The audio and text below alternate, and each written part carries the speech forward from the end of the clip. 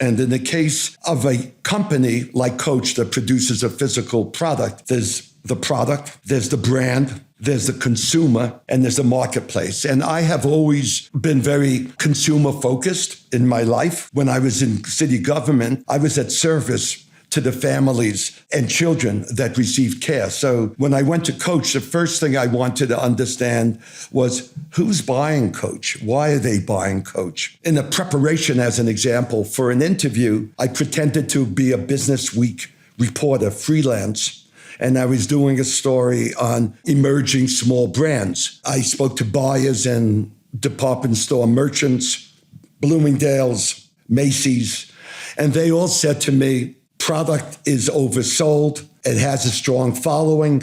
We always run out of product before Christmas because the founder limits production. And for my last conversation, I went into a handbag store on 72nd Street on the west side of Manhattan. Back in the 70s into the 80s, before department stores became dominant, there were lots of small, family-owned, individual accessory stores, luggage stores, handbag stores, dress stores, and the alike. And so I go into the store, and it's a bag store, and I don't see a Coach bag. And I say, do you sell Coach? And from underneath the counter, the shop owner takes out a Coach bag and says, I only have one bag, and it's reserved. I said, wow. She said, there's a cult following. People love their Coach.